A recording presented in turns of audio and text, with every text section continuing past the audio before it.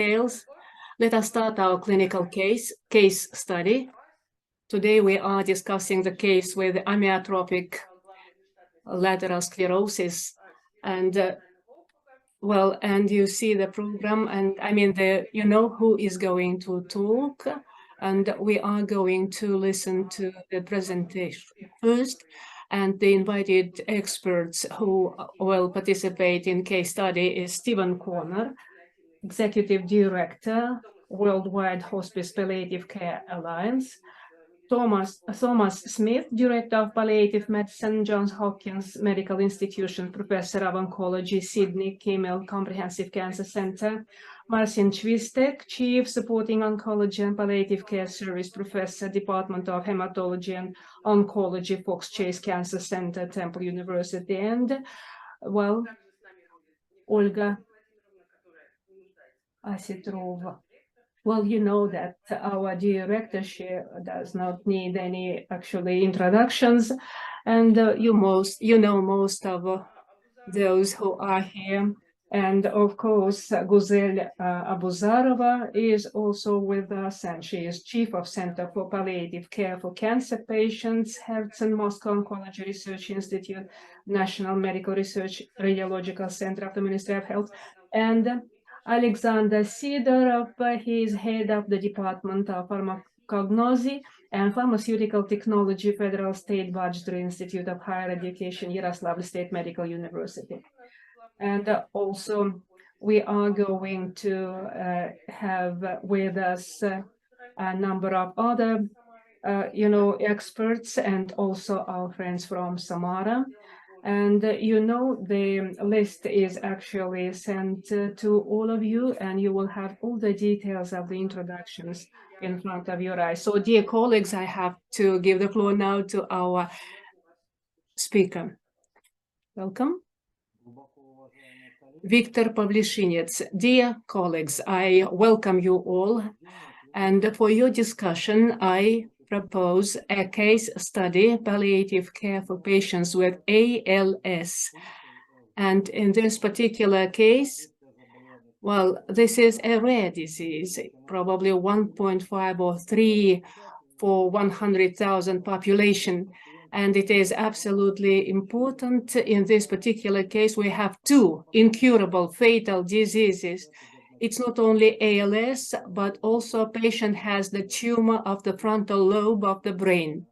And there is another point. There are some specifics of this clinical case.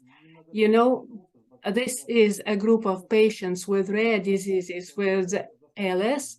And in this particular case, you see the progression of the symptoms very quick and very fast, and also the level of the intensity of the pain. It is much, much higher than normally it is. So patient is a man, 50-year-old, contract military officer. At present is not working, lives in countryside with wife and 2 children.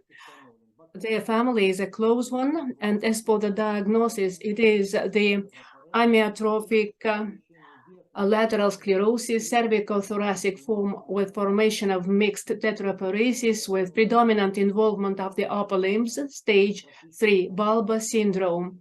And the second diagnosis has been established at the same time almost, tumor, diffuse astrocytoma, a grade 2 of the left frontal lobe of the brain. And the diagnostic surgery has been done in January 24th, 2023, and stereotactic tumor biopsy done using fluorescence microscopy and stereotactic biospectrometry.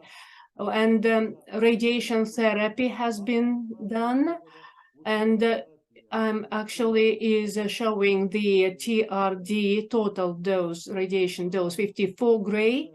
And end of March, a decision was taken to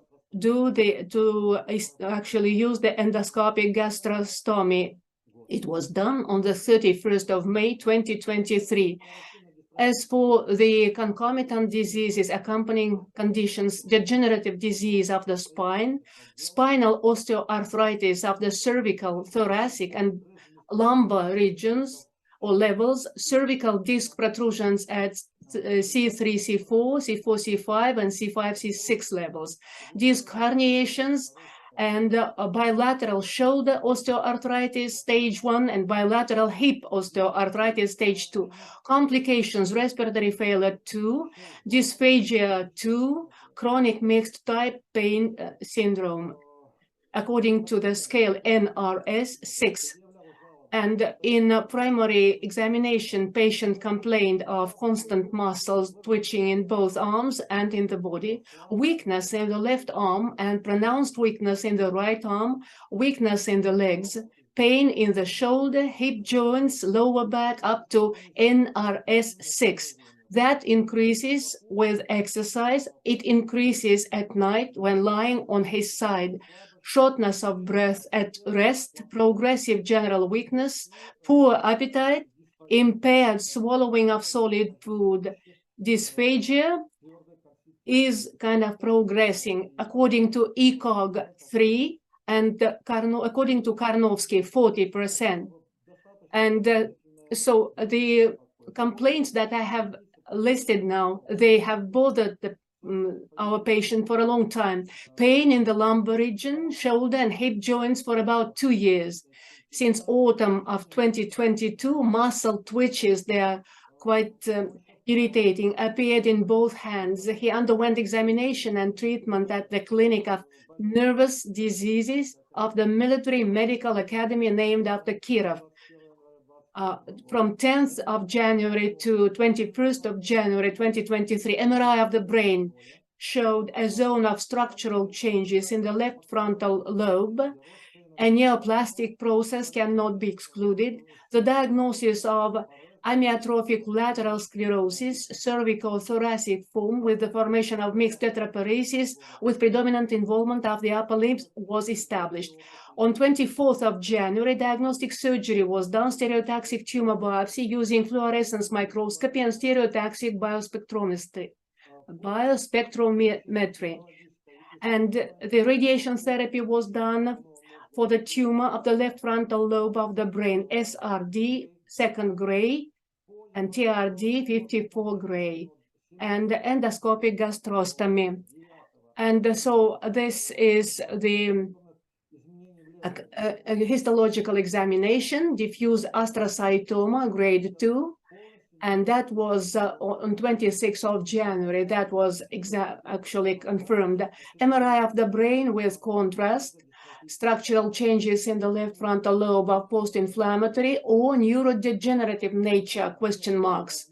Mass lesion cannot be completely excluded, and local expansion of the external cerebrospinal fluid spaces, focal changes in brain matter of dystrophic character forming empty cellular syndrome, and also needle electromyography of the upper and lower extremities on the 12th of January 2023, signs of a generalized progressive lesion of motor neurons at the indicated levels, trapezius, deltoideus, abductor pollicis brevis, rectus femoris, tibialis anterior dextra or sinistra, sinistra muscles, neurogenic restructuring, stage 3 of the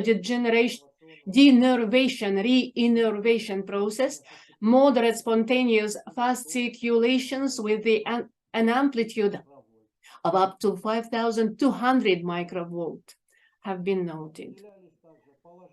And also we determined positive reaction to free neurofilament chains in the cerebrospinal fluid according to multispiral CT of the chest and abdominal organs with contrast from 13th of January 2023.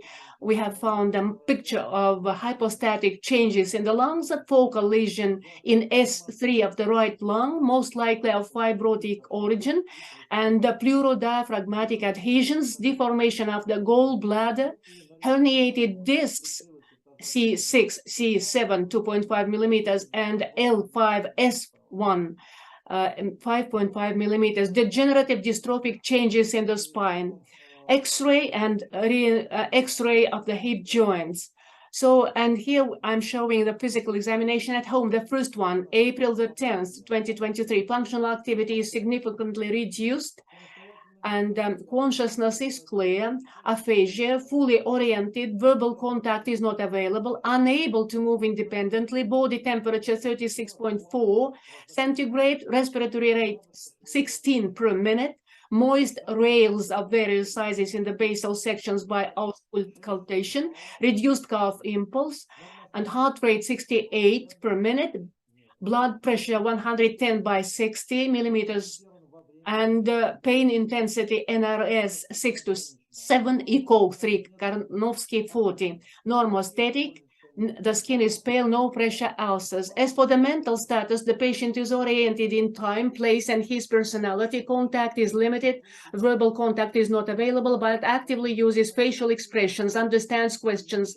perceives information, and we have agreed that he can answer questions with a nod of the head or blinking, emotionally labile, revealing signs of clinical depression and anxiety. So the scale HADS was used, Hospital Anxiety and Depression Scale, to identify and track emotional state. Emotional physical exhaustion is observed. Well, the patient considers his condition hopeless. At the same time, he denies suicidal thoughts. Sleep is superficial due to pain syndrome. His wife cares for the patient. She is also in a state of psycho-emotional imbalance, but acknowledges that she needs the help of a psychologist. A session of psychotherapy was held. The formation of motivation for undergoing treatment exercises were proposed to create resources. Techniques for stopping emotional breakdowns and emotional support was provided. Recommendations, correctional work with a psychologist to balance emotions, learning of exercises and techniques to use on her own. So indeed, all these things seem to be very important. And of course, we have to establish the partnership, so to say, with the patient. And as for the therapy, at the first stage, until now, until this physical examination at home, the patient was actually using tapentadol. However, there have been some, side phenomena, and because of that, so nausea and vomiting, and so the tapentadol retard was prescribed instead, 150 milligram per os BID twice a day, and also lornoxicam 8 milligram for exacerbation of musculoskeletal pain, pregabalin orally 75 milligram twice a day, and amitriptyline 6.25 milligram orally twice a day, omeprazole 10 milligram per os twice a day, and dexamethasone 4 milligram orally once a day in the morning, and respiratory support, insufflator or an aspirator. And so this is something we have prescribed to this patient. And a special functional bed, of course, was provided to the patient. And against the background of this therapy, the intensity of pain decreased down to 4-5. And on the 28th of April, physical examination showed functional activity has not changed. Conscious elements of aphasia, completely oriented, good verbal contact, does not move on his own. Respiratory support, insufflate aspirator, and non-invasive lung ventilation. And since there is a pain intensity 4 to 5, then respectively we have changed the doses. Tapentadol now 200 milligram per os twice a day, and also morphine oral solution 10 milligram for pain breakthroughs, also pregabalin 75 milligram, and also additional therapy to prevent the complications such as constipation due to morphine use and other things. And of course, the enteral nutrition by sipping was also done to the patient. And against the background of this therapy, this is physical examination at home. June the 2nd, 2023, this is visit number 3. And so functional activity has not changed, significantly reduced then, and PPS 40% in consciousness, elements of aphasia, completely oriented verbal contact is full, does not move independently, and respiratory support.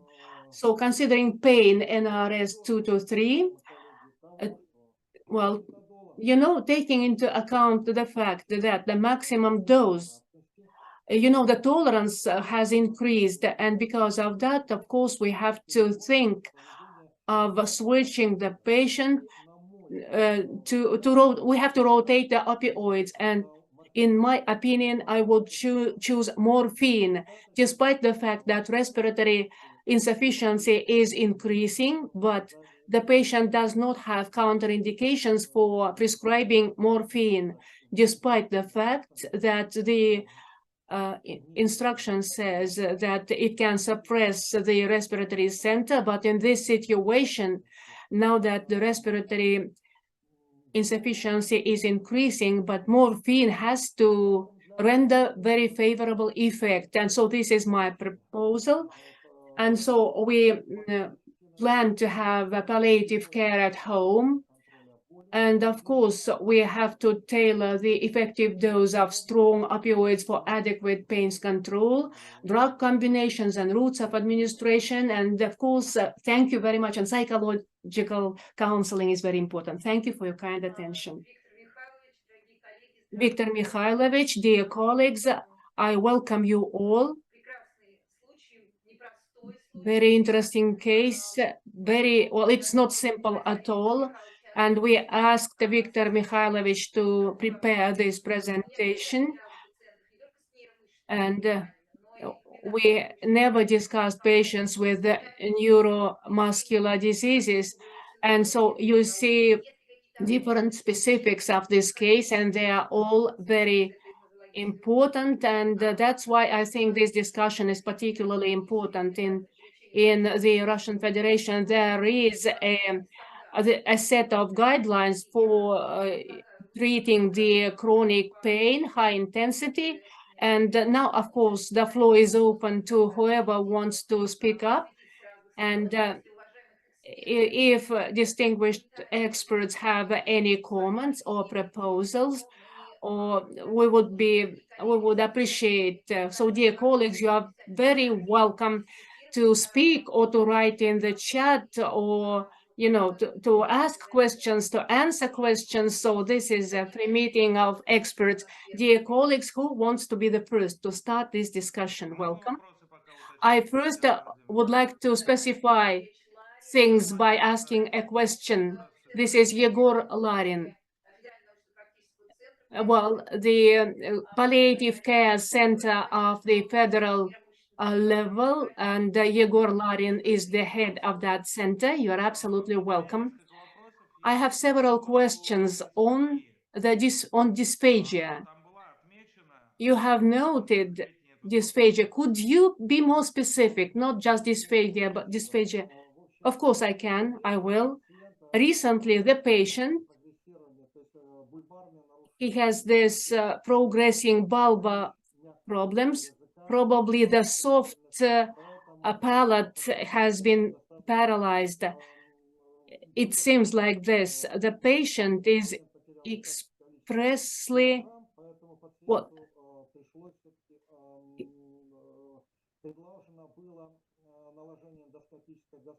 There was a problem with his weight, and gastrostomy was proposed, and it was actually used because there have been problems in solid and also any other kind of food.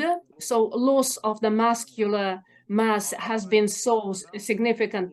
Did he agree to this? Yes, he agreed. And actually, if possible, let us discuss this for a while. Talking of patients with diseases of neuromuscular profile, it is absolutely important to discuss dysphagia. And I propose that we now discuss first selection of the painkillers. And I think we have to discuss the peculiar features of the pain syndrome. So we are not discussing respiratory support. Well, let us first discuss the pain intensity. Okay, I understand. I can wait. Okay. Okay, Stephen Corner, you have the floor. Yes? Thank you, Diana. Thank you. First of all, I want to just mention that in the history of hospice and palliative care, that ALS patients were among the first patients after cancer patients for us to start treating because of the certainty and severity of their condition and the need, especially the need for major support for families who have a huge burden of care associated with the illness. I did as well had a few questions, but it seems the patient is unable to ambulate or to do any of his activities of daily living. So it may be that 40% of for palliative performance scale would be kind of high. I don't know if you have available speech and language pathology services, but I think it would be an excellent addition to this patient's treatment. The patient can communicate, seems to have no personality or loss of consciousness. So there would be a good opportunity for just even using a letterboard to be able to let him spell out words and be able to communicate more effectively with his caregivers and with his wife. I think from the psychological standpoint, it may even be helpful, in addition to having the wife getting some individual counseling, to have the patient have some support, but also some couples therapy. Possibly there's opportunities for them to reconcile some emotional issues around his impending death. This is certainly a very challenging case with a dual diagnosis of astrocytoma and ALS. It's unusual, but astrocytoma, at least it's not glioblastoma, which would be a much more devastating situation. I take it that he didn't have any debulking surgery, that he only had radiation therapy for the astrocytoma. The pain management, obviously, we would agree with you that having him on not just a breakthrough pain treatment with oral morphine, but having that be perhaps his primary pain medicine. We use oral morphine frequently for respiratory distress, and it sounds like he's having respiratory distress. So in addition to pain control, it could also be beneficial for his respiratory depression. Tom can speak more about this.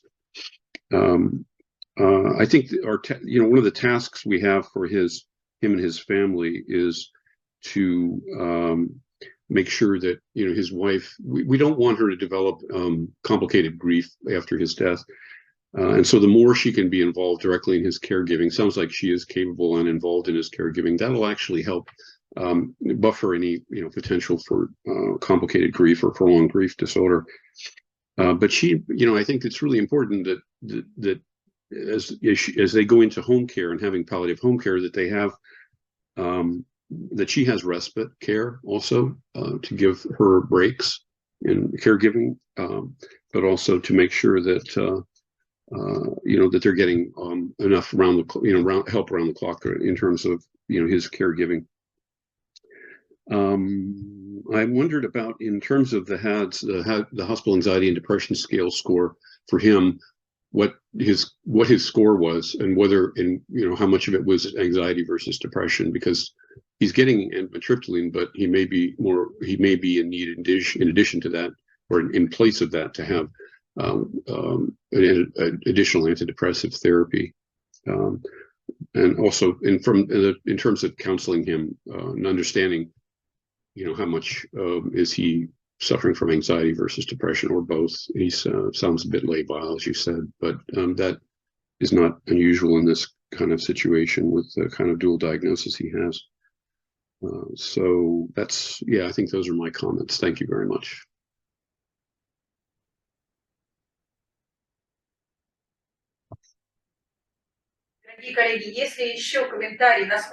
Dear colleagues, are there any other comments in this pathology, how important it is, the pain intensity and the pain killing, does it, and also psychological support. This is a very difficult group of patients, difficult to communicate, and that aggravate the situation.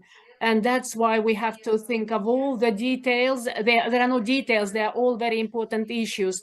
Support of the caregivers and the pain, of course. Treatment of the pain syndrome. Is it different in patients with nervous diseases, muscular diseases, or patients in oncology? Are there any conceptual differences when we do pain killing to oncological patients and to patients with ALS? Oh, thank you. Thank you for this possibility to comment. I would say that tapentadol is a little bit risky agent because it increases spasticity. And even in the instruction for the tapentadol, there is a contraindication of the CNS diseases because you can have some twitching or convulsions, but morphine in low doses is the best. And you can start with the miniature doses and going up to the optimal. Titration of the dose of quick release is optimal in this case. Additionally to this, so that the patient does not develop a need in escalating dose, we can have some doses of anticonvulsants. Otherwise, everything is correct. But since that's tapentadol, I would not risk it. But if you have started using it and you have a good result, then you are the winner. Thomas, do you have any comments, please? Well, thank you for that wonderful presentation that was so thorough. The question always comes up, is morphine safe for patients with respiratory problems? And the answer is, at low doses, it's completely safe. The Swedish government monitors everybody on home oxygen and monitors the doses of morphine and benzodiazepines that they receive. And they showed conclusively across Sweden that people under 30 milligrams a day of morphine had no increased risk of pneumonia and no increased risk of death. There are also several studies that show low doses of morphine actually help with breathing by suppressing some of the air hunger. So my only comment would be the dose of amitriptyline is very low. It's not sufficient to treat depression. Usually to treat depression, one needs 75 to 150 milligrams or even more of amitriptyline. So I would probably assess for depression and anxiety, as Dr. Connor said, and then treat the depression with regular doses of antidepressants and counseling.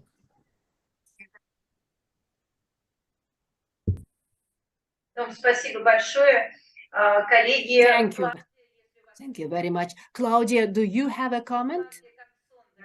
Claudia Kanson? Do you hear me? Do you hear me? Yes, we can. Yes, we do hear you. Distinguished colleagues, I'm very happy to see you all, to hear you all. I apologize for missing a number of our meetings. Yes, I do have a number of comments.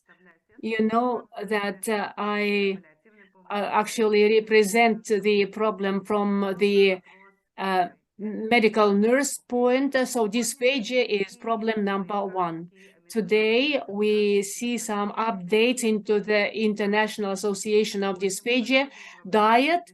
And at present, we approach dysphagia in a very individual way. In Israel, we understand that many patients, even those who have gastrostoma, and even those who had to use food through the probe tube, They, of course, have the right to have the normal feeding periods. And we want to support them. And because of that, it is absolutely important to identify what kind of dysphagia the patient has. And we have to understand what the patient wants to, and also the way he wants to eat and to take the food in, because that's very important for him. Another point is his family. So you said that he is a military officer, which means that he is a disciplined person. And that's important when we are talking about the treatment. And for his psychological status, that's also very important. We have to actually make him part of the process. We have to attract him to the social. I agree with my colleagues who said that there are many non-verbal ways. And today we should say that computers can be very helpful, and sometimes they can actually respond to the blinking or to, almost unperceivable touch, so to say. And for a person, it is absolutely important if he himself can do something. And this kind of independence, as much as we can, we have to provide that possibility to the patients, particularly if the patient lives in the countryside. And with all these things, computer-aided and others, they can help them stay part of the social. Also, there are volunteers and the community, and they actually can offer services. And particularly if we are talking of someone who has been part of a military organization, they normally should have, of course, younger students or whoever who might, for some period of time, taking turns, take care of that person from the point of view of the social. And this burning out of the family, this is an important issue. The family is absolutely preoccupied with caring for their near and dear. And this may actually lead to the burning out of the family, and we should kind of prevent that from happening. I know that in your country, you actually can actually change the caregivers so that they can be away for a week or for 10 days. And even going out, for instance, the wife who cares for this patient, I wonder when it was the last time that she went out of the apartment. And also it is very important for the patient to be out of doors someday so that he can enjoy the feeling of being part of a big universe. I do have comments, and if you are interested, I will always share with you the ideas on the problems of swallowing and different other things, technical details. And I wish you a very good time. Thank you very much. And I'm open. Claudia, thank you so much. As always, very practical, very interdisciplinary help, a multi-team approach, and indeed very patient-centered. And of course, medical nurses are so important in treatment of such difficult cases. It's not only patient and the algorithm of treatment, but patient and the socialization. Claudia, thank you so much. Olga Asitrova, do you have any comments? Do you want to interfere? Yes, thank you very much, dear colleagues. I appreciate this possibility.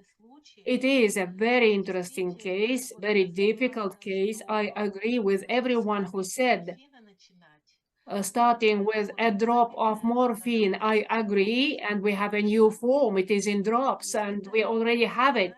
And this is something which is absolutely useful. I am all in for it.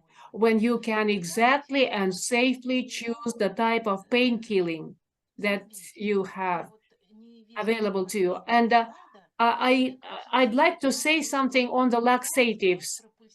Well, I saw only one agent mentioned, But you know, patients with ALS are different. They normally have two types of, they have luxation and stimulation. And this second point, it has to be not once a day. Several patients with ALS we have accompanied, and this stool control is very important, particularly when the patients are prescribed morphine at the same time, and this becomes a problem of quality of life #1. So this is my addition. So we have to think of the control of the stool. Thank you. Thank you very much. It is very important. Dear colleagues, Natalia Lugovaya is with us. She is from the foundation which is called Live Now. Dear colleagues, I listened to Claudia with pleasure. I agree that, communication of the patient is absolutely important. Also, it is very important that the patient can be taken out of doors. Unfortunately, we don't have devices which are necessary for the communication, but they have not yet been kind of registered as such. But we do have different handmade, different devices which are very, very useful for patients like the one that we are discussing, can communicate with the caregivers and everyone. So, and also I agree with Claudia that we have to think of the rest for the family, and also ergonomics of the space around the patient is important. And when the patient is active, we have to think of that activity to proceed, and then the patient will be more positive towards everything else, and that's very important in treatment. We understand that, of course, we still have to do a lot to catch up with our colleagues, but our foundation has something at our disposal, and we are prepared to counsel you anytime. Natalia, could you please leave your contacts in the general meeting chat, okay?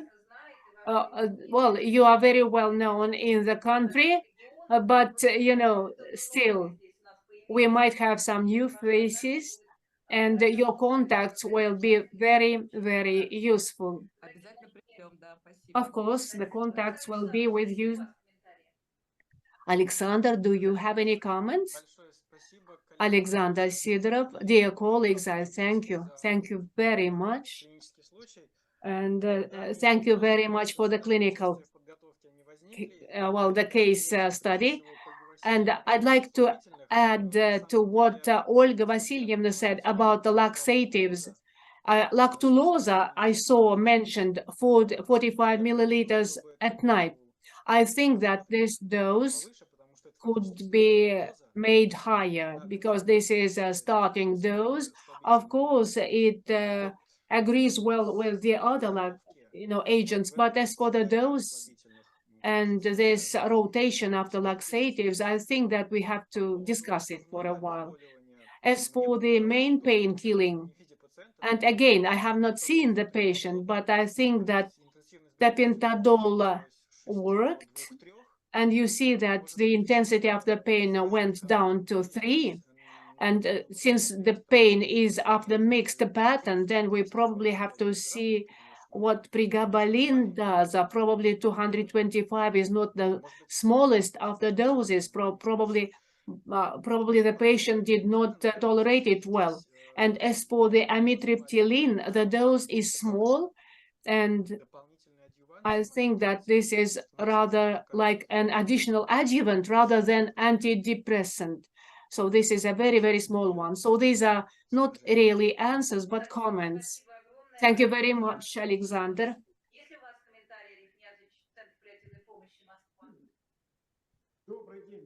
Arif, head of the Palliative Center in Moscow. Well, I would like to ask a question of the speaker.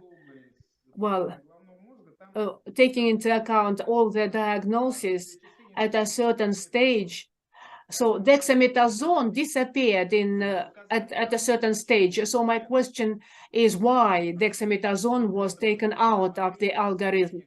or probably you have just forgot to mention that you used, but you have not mentioned it here, perhaps. And we had a correspondence with Yegor, and as for the gastrostomy, well, I have a question. It's not so much of a question, but I'd like to extend my thanks to you for making the patient agree to gastrostomy, because nasogastral stoma, actually, it, otherwise there could be a hindrance, on the way of the respiratory support. So, because this is something which is very, very useful. Normally we discuss the future when we talk to these patients. So my question is, another question is that, have you discussed prospects of passing over to invasive lung ventilation? Because I think this has to be done when the patient is rather better than he would be later. So tracheostoma perhaps will help him when done properly in time. Thank you, Arif. Thank you for your questions. I'd like to say that as for the magnetic MRI, tumor in the left frontal lobe of the brain, and probably it actually had some inflammatory type of changes, and at a certain stage dexamethasone was used, but then at a certain other stage we decided that we could do without. So that is the dexamethasone was not always in the list of the agents. As for the invasive lung ventilations, one of the indications is more than 20 hours of the respiratory support, only then. So this all is under control, of course, and we do have an experience. And Natalia, I'm glad to see you, and you would confirm when I say that we had a common work, actually, and we had a patient with a tracheostoma and invasive lung ventilation for 1 year and 8 months. I'm sure Natalia remembers that patient. We tried to abstain from invasive ventilation because many families cannot afford having this kind of treatment at home, and sometimes our people have to use just a mask, and quite comfortably so. Well, I am not in for too early tracheostomy, but I think that we have to plan things, and because of that we have to talk to the patient. In terms of ventilation, it can go 2 ways. I mean, the situation in this particular patient, you can do non-invasive lung ventilation for as long as possible. And probably there will be a day when the patient would agree that till the end of his life, he is going to use the non-invasive lung ventilation. Whatever his arguments are, he and his family, they will never have a wish to switch to the invasive lung ventilation, at least at home, because it is difficult. I agree, it is very difficult. From the point of view of the family, it is absolutely difficult, and we will have to respect that choice of the patient, and we have to act in accordance with what he wishes. Or it can go the other way. For instance, when it is more than 20 hours a day, then we can probably think of using the tracheostoma, and then of course we will plan to take the patient to the hospital, and then we have to actually do everything necessary, teach the family, and we have to actually make the family agree with what is going to happen, because it may so happen that they would have to elude some other relatives because they will probably be not able to do it all in the family. Also, volunteer organizations, they also could be invited to help.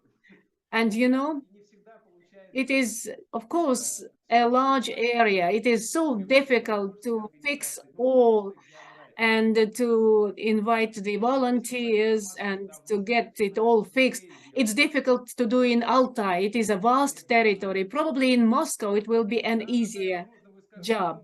Natalia, you will probably tell me, it is not all that easy to do it all fixed in Moscow overnight. We know that we also have different problems. Well, I just paid attention to the following. You know, about 5% of our patients would agree to do tracheostoma.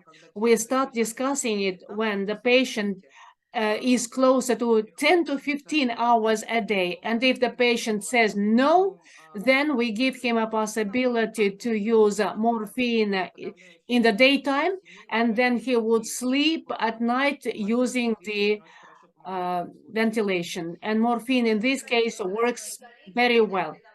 Dear colleagues, I'd like to give the floor to Stephen. He's been waiting for 10 minutes already. Also, Eric. Stephen, the floor is yours. Yeah, I'm sorry. I think these points have been well discussed, but I had wanted earlier to just basically say that every ALS patient has to make a decision about whether to have a trach and whether to go on to invasive ventilation at some point in their illness. And it's a really critical ethical decision point for every patient with this disease. And the earlier that can be done, the better. I realize that because of the astrocytoma and other problems, that his communication ability is limited, but that's why a speech language pathology intervention, I think, would be quite helpful to get him to be able to communicate more and to talk with his family about that decision, because these are not, I mean, it is the patient's decision, but the families always have, you know, to be involved at some level with this because they're a close family and because the patient is going to want to be concerned about what the family's wishes are. Also, I think people forget a lot of times that with ALS that that sexual functioning actually is fully available for an ALS patient, and people think let's make assumptions about that. So I just want to mention that that's something to take into consideration in terms of the quality of life of the patient. Thank you. Спасибо огромное. Эрик, есть ли у вас комментарии? Thank you very much. Eric, do you have a comment? Sorry, colleagues. Здравствуйте. I'm sorry I wasn't able to join for the whole meeting.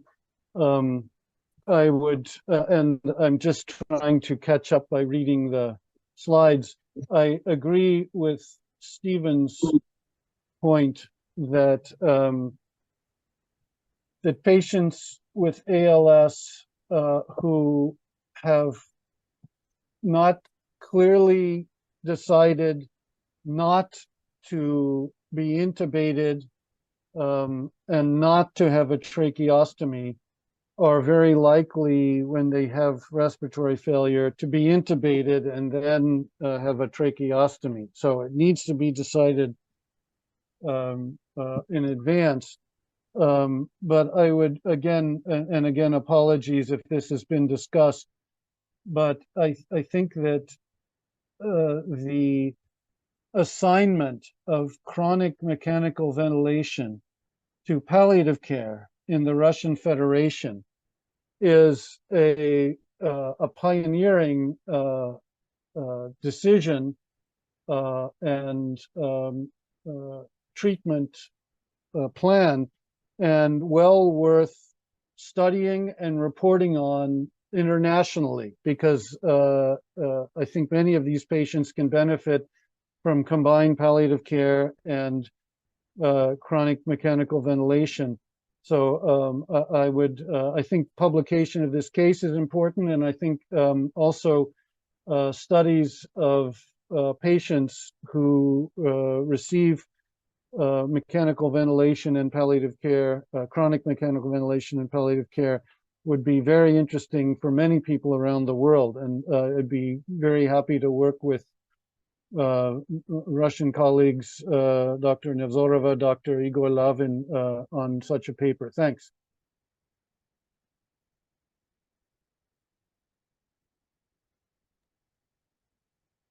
Эрик, спасибо большое. Наталья, я Thank you very much, Eric. Natalia, I asked you for the contacts in the chat, and I have given them in the Okay, I will do that. Yeah, I will do that. My contacts will be in the meeting chat. Yes, Claudia, welcome. I agree 100% to Dr. Arif, because the expectations by the patient, they are very important. We have to hint, to give him actually honestly, of course, in these, easy terms, what the future has for the patient. And of course, we have to actually discuss possibilities of different methods. And of course, these patients may also have dysphagia, and we know that they have all sorts of problems, more problems of aspiration. Also, it is important what kind of cannula this is, whether or not it will have a special,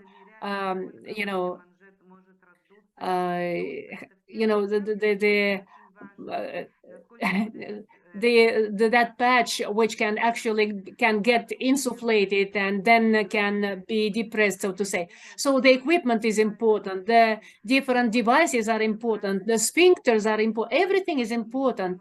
Otherwise, we can risk very much, and that's quite possible that we won't be able to help the patient if we miss the time when this is still possible.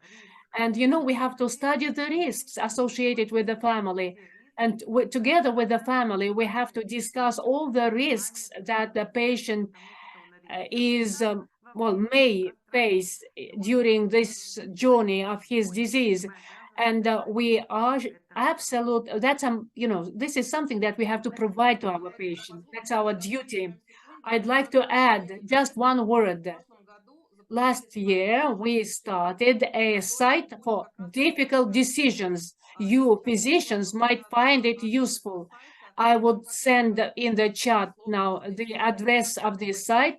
For instance, respiratory support, transition to the artificial lung ventilation. Not only medical facts are described there, but also we have the videos of the patients with ALS who agreed to do this, who then decided to reverse that agreement, and for what reasons. And I think that this difficult decision site is absolutely useful for nurses, for physicians, for everyone. And Natalia Lugovaya is head of the foundation, which is called Live Now. Igor Larin. Well, I think that the question which Viktor asked all of us at the very beginning, I should, we are in for non-invasive forms, of course, but,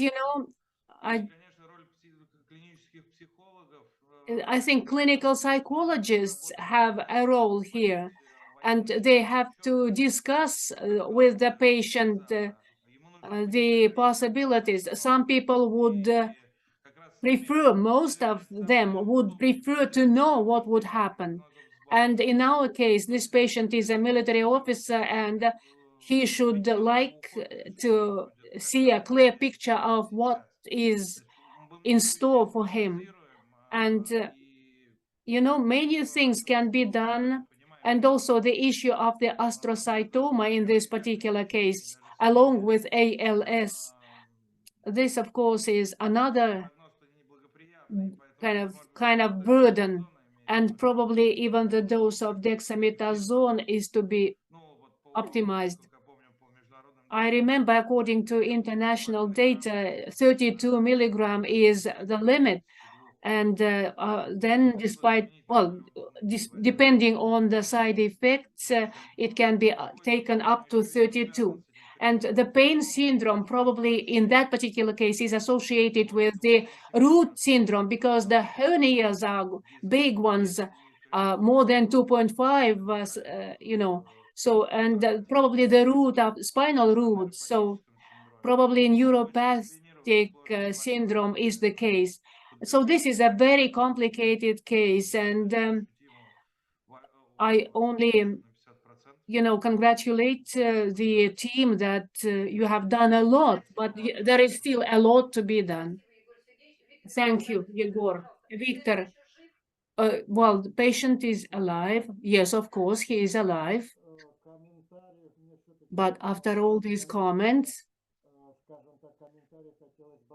I'd like to comment the comments.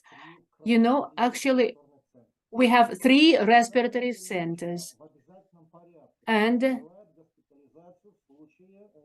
you know that the patient is to be hospitalized if, for instance, the family and the caregivers are to be given some rest. But in this case, that's a very close family. They don't want to go away from the patient, and the conditions, home conditions, are absolutely perfect. And the relatives and the family, they are all in for helping.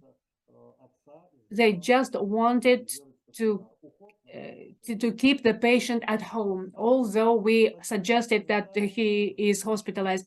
Thank you for your comments, dear colleagues. Thank you very much for your suggestions. I'd like, you know, the law of the paired cases. I have just had a phone call saying that the patient with ALS, and he agreed to tracheostoma. We will switch him. You know, just coming, that news coming at this moment when we are discussing this in this August meeting of our dear colleagues.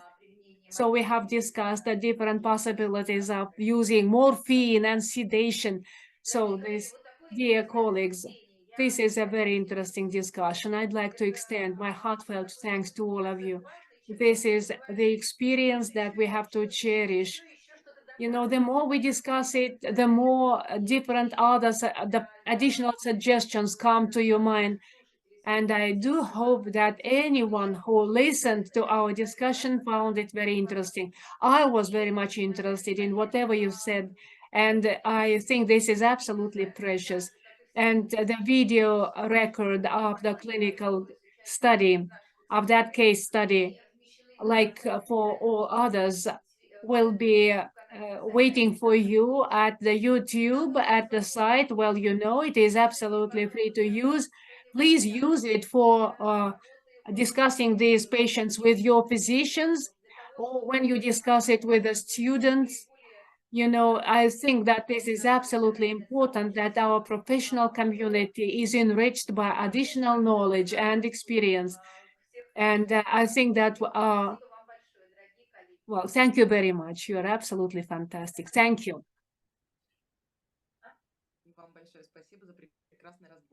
Thank you for this case study. Thank you. Thank you. Have a nice rest of the day. Thank you. Thank you.